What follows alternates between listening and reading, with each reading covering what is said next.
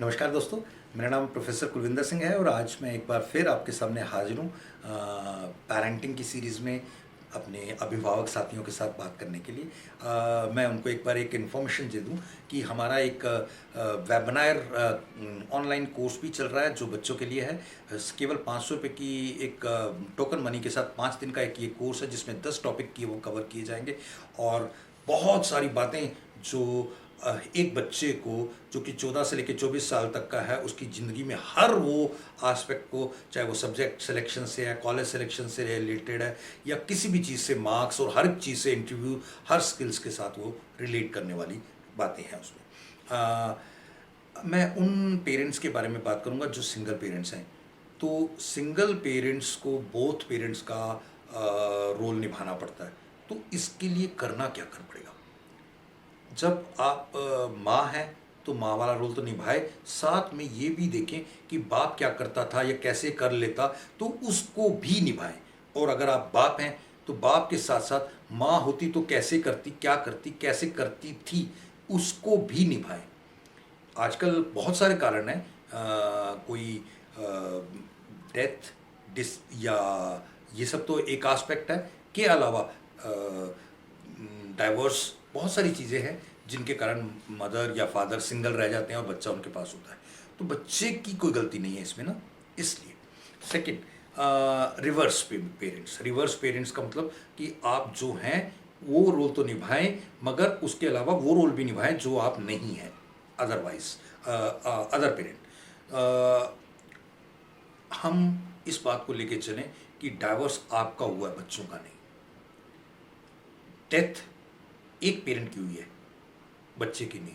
तो इसलिए किसी भी इस चीज़ से उसको महरूम करना ये आपकी गलती है, उसका हक छीनना आपकी गलती है। तो यानी कि आपको वो रोल निभाने पड़ेंगे, वो चीज़ें करनी पड़ेंगी, उन चीज़ों के ऊपर बहुत गहराई से सोचना पड़ेगा और उसके ऊपर पूरी तरीके से, क्योंकि आप जब जिस दिशा में चल पड़ते हैं तो उस दिशा की रास्ते भी खोज लेंगे।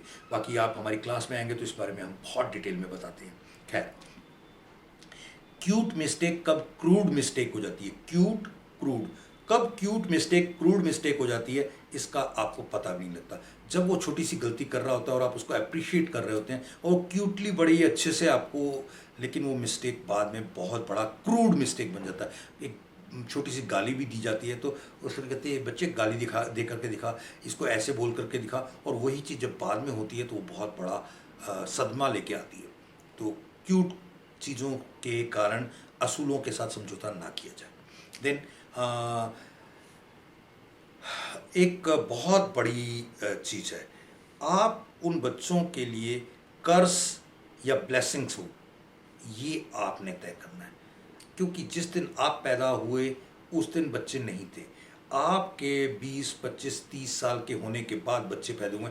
जिस दिन बच्चे पैदा हुए उस दिन आप माँ या बाप बने। तो यानी कि आपकी उम्र भी उस बच्चे के जितनी है जितनी आपकी माँ या बाप बनने की उम्र।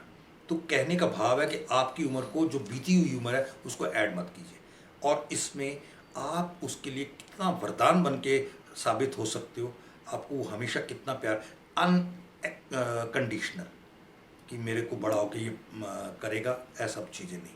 देन बहुत सारी चीज़ें हम उनको बताएं, बहुत सारी चीज़ें उनके साथ डिस्कस करें, बहुत सारी चीज़ों का उनके साथ तालमेल हो, लेकिन बहुत सारी चीज़ें जो नहीं बताने लायक उनको बड़े तरीके से, जैसे हमारी एक सेक्स लाइफ है, हमारी एक हस्बैंड वाइफ की लाइफ है, उस लाइफ को हम कितना, कहाँ तक उनके साथ डिस्कस करना चाहिए, नहीं करना चाहिए, किस उम्र में करना चाहिए, ये सारी चीज़ों का बहुत संयमित एक तरीका है।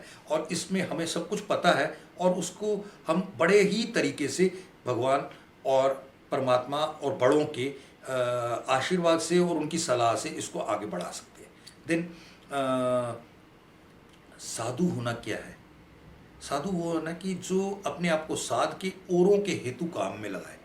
तो ये हर माँ और हर बाप का साधु होना यहाँ बहुत बड़ा एक रोल प्ले कर सकता है। साधु मतलब आपने इस भगवे कपड़े पहनने नहीं, बहुत जगह पे कंप्रोमाइज़, बहुत जगह पे सेक्रीफाइस, बहुत जगह पे अडिग और बहुत जगह पे एक्सटेंड योर यू से ब्लेसिंग्स, बहुत सारी चीज़ें, तो उनका समावेश होके आप एक अच्छा काम निभा सकते हैं। Thank you. जय हिंद।